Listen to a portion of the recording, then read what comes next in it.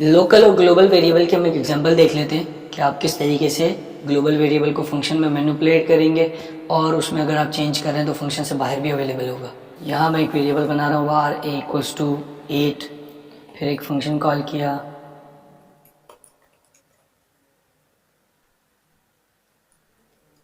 सम, और उस फंक्शन में आपने एक और वेरिएबल बनाया b इक्वल्स टू 6, वार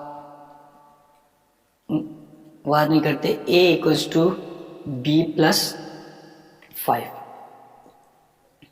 और फिर बाहर आकर आपने सम को कॉल किया। console.log में a को प्रिंट करके देखते हैं। अब जब ये कोड एग्जीक्यूट होगा तो पहले ग्लोबल वेरिएबल बनेगा a, फिर फंक्शन डिक्लेयर होगा। जब आप फंक्शन कॉल करेंगे तो ये दो लाइंस एग्जीक्यूट होंगी, var b इक्वल्स टू 6 और a इक्वल्स टू, अब क्योंकि a फंक्शन में मौजूद नहीं है तो ये इसका मतलब लोकल स्कोप में नहीं है, तो फिर ये स्कोप से बाहर जाएगा। इसे जिस स्कोप में ये फंक्शन मौजूद है इससे बाहर जाके देखेगा ये वेरिएबल मौजूद है या नहीं। उससे बाहर हमने देखा तो a मौजूद है, तो ये a प्लस b प्लस 5 यानी कि 6 प्लस 5 11 a में स्टोर कर देगा, और जब आप इसका आउटपुट देखेंगे तो आपको 11 डिस्प्ले करेगा। ये आपका आउटपुट आ गया 11। अब अगर आप इस वेरिएबल को a का जो वेरिएबल है इसे मैनिपुलेट करने के बाद आप यहाँ पर प्रिंट कराने की कोशिश करें b को, क्योंकि b फंक्शन से बाहर अवेलेबल नहीं है, आप प्रिंट कराएंगे एरर आ जाएगा, b इज नॉट डिफाइंड, क्योंकि b मौजूद नहीं है। लेकिन अगर आपने ये a बनाने से पहले इसको var लिख दिया होता, var a equals to b plus 5, तो अब ये लोकल वेरिएबल बन गया a। इसमें अगर कोई भी चेंजेस होंगी तो उसका ग्लोबल वेरिएबल a से कोई लेना देना नहीं है, उसमें जो भी चेंजेस आएंगी वो इफेक्ट नहीं करेंगी।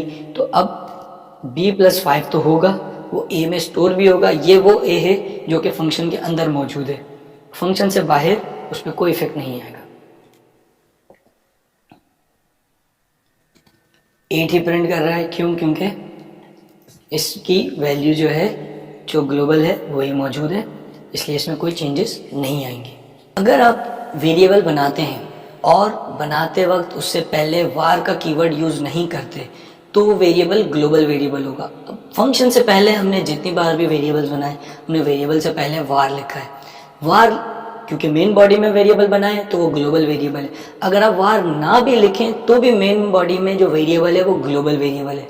लेकिन जब आप फंक्शन बनाते हैं और फंक्शन के अंदर आप कोई वेरिएबल बनाते हैं, उस वेरिएबल से पहले अगर आप var ना लिखें तो वो वेरिएबल भी ग्लोबल वेरिएबल हो जाता है। लिखा आपने फंक्शन के अंदर है, आपने लिखा फंक्शन के अंदर var b, तो वो लोकल वेरिएबल है। लेकिन आपने फंक्शन में var लिखने के बजाय डायरेक्ट b इक्वल्स समथिंग लिख दिया तो वो ग्लोबल वेरिएबल बन जाता है, और वो वेरिएबल फंक्शन से बाहर एक्सेसिबल होता है फंक्शन की एग्जीक्यूशन के बाद।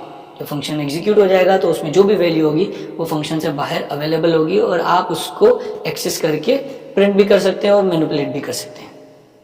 ये एग्जांपल देखें, इसमें आपने ग्लोबल वेरिएबल बनाया है मेन बॉडी में a इक्वल्स टू 5। अब इसको var नहीं लिखा है क्योंकि ग्लोबल लेवल पर है, var लिखें या ना लिखें वो ग्लोबल वेरिएबल है। उसके बाद आगे देखें, हमने फंक्शन बनाया सम का फंक्शन क्या कर रहा है, b इक्वल्स टू 6, ये लोकल वेरिएबल बना रहा है। फिर a equals to b plus 5 sum करके a में असाइन कर रहा है, a ग्लोबल वेरिएबल है। जब इसको प्रिंट कर रहे हैं तो ये भी ग्लोबल, ये a प्रिंट हो जाएगा, ये ग्लोबल वेरिएबल है, इसमें कोई डिफरेंस नहीं है। सिर्फ ये फर्क आया है कि हमने जो ग्लोबल वेरिएबल a बनाया था उसमें var नहीं लिखा है। var लिखेंगे या नहीं लिखेंगे ये ग्लोबल वेरिएबल ही रहेगा।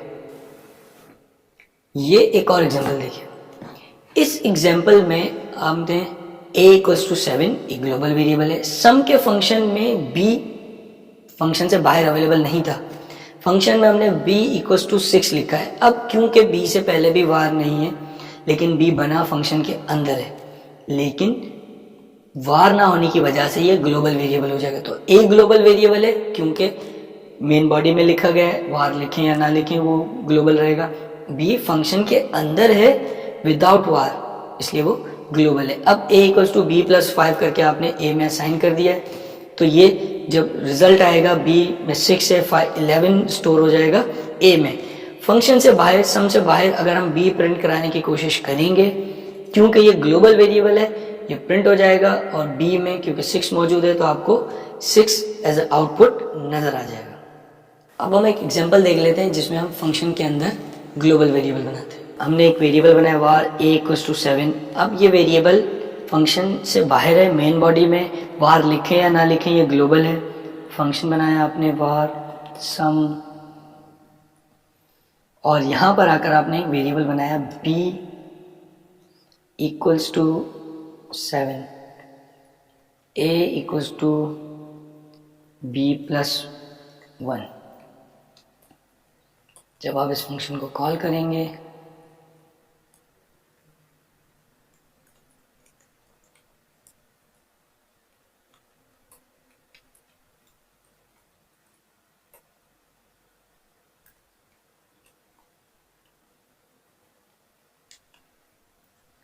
तो a में 7 मौजूद है और b में a को आपने अपडेट कर दिया, 8 हो गया, और b में 7 ही मौजूद है। a में 8 हो गया और b में 7 हो गया। यहाँ समझना ज़रूरी है कि अगर जब ये सम का फंक्शन कॉल हो रहा है उससे पहले a को प्रिंट कराएंगे तो a में कोई चेंज नहीं आया है सम की कॉल से पहले। क्यों? क्योंकि जब सम कॉल होगा उसके बाद a मैनिपुलेट होगा, a में चेंजेस आएंगी तो a अपडेट होगा।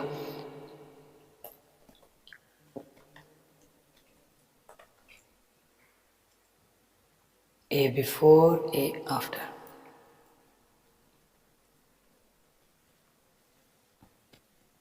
फ्रेश किया, बिफोर 7 है और फंक्शन कॉल होने के बाद इसकी वैल्यू हो गई 8।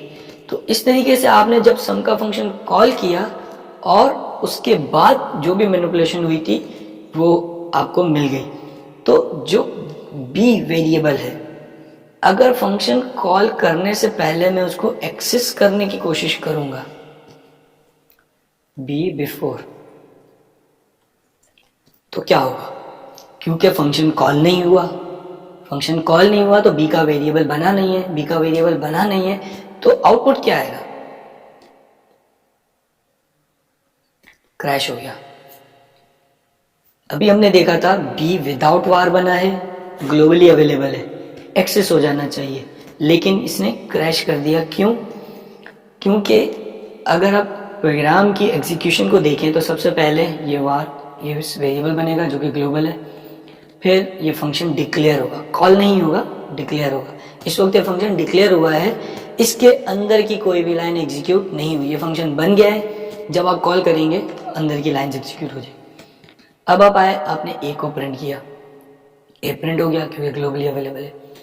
अब आप आए और आपने b एक्सेस करने की कोशिश की, क्योंकि फंक्शन सिर्फ डिक्लेयर हुआ था, कॉल नहीं हुआ था, तो अंदर की कोई भी लाइन एग्जीक्यूट नहीं हुई है। तो जब तक फंक्शन कॉल नहीं होगा b बनेगा नहीं, b बनेगा नहीं तो b मेमोरी में नहीं आएगा और वो अवेलेबल ही नहीं है सिस्टम को।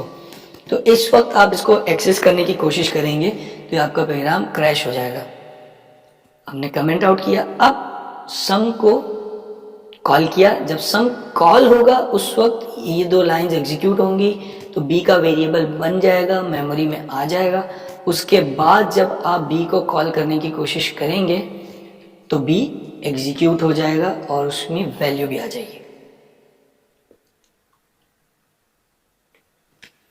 अब देखें, अब b अवेलेबल है लेकिन पहले अवेलेबल नहीं है, क्योंकि जब तक फंक्शन कॉल नहीं होगा मेमोरी में आएगा नहीं। तो b ग्लोबल है लेकिन बनेगा कब?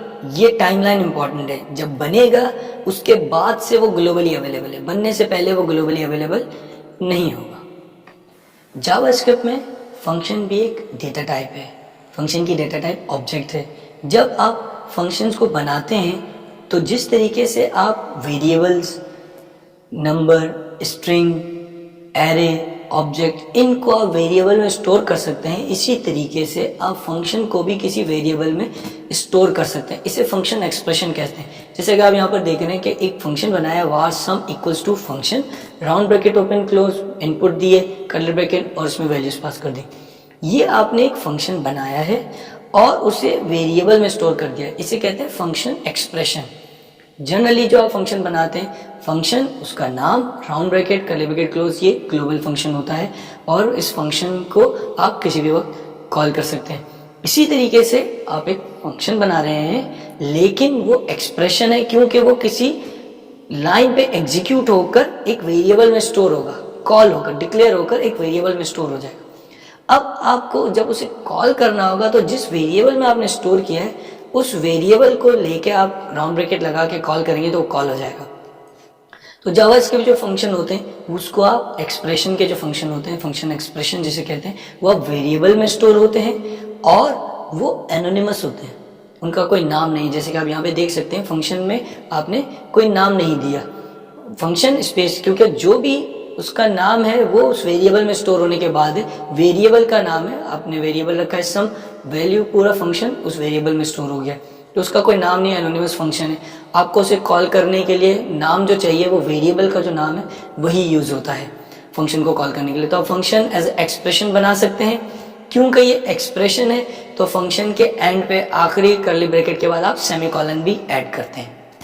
यह आप एग्जांपल देखें, आपने एक वेरिएबल बनाया var square is equals to function, round bracket, उसमें नम रिसीव किया, curly bracket open, curly bracket close और नम मल्टीप्लाई बाय नम कर दिया, तो ये आप स्क्वायर कैलकुलेट कर रहे हैं। अब अगर आप इस फंक्शन में बन तो गया, एंड में देखें सेमीकोलन भी है, सेमीकोलन क्यों लगाया है, ताकि ये, क्योंकि ये एक्सप्रेशन है, इसकी वैल्यू किसी वेरिएबल में असाइन हो रही है, वो वैल्यू क्या है, वो फंक्शन इटसेल्फ है। अब स्क्वायर के अंदर, स्क्वायर वेरिएबल में एक फंक्शन आ गया, अब जब आप उसे कॉल करेंगे आप लिखेंगे var b equals to square और राउंड ब्रैकेट लगा के वैल्यू पास कर देंगे, तो ये एक फंक्शन कॉल हो जाएगा और उसका जो भी आउटपुट होगा वो आपको मिल जाएगा।